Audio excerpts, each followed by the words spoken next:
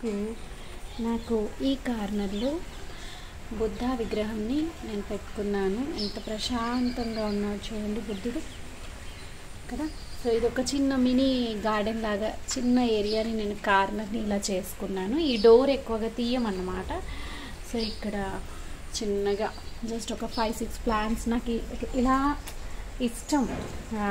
ఒక ఆర్టిస్టిక్గా క్రియేటివ్గా పెట్టుకోవడం చాలా ఇష్టము.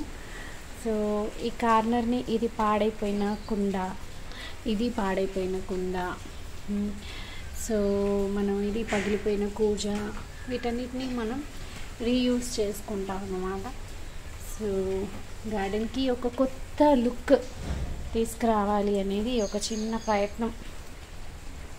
యా బాగుందండి గార్డెన్.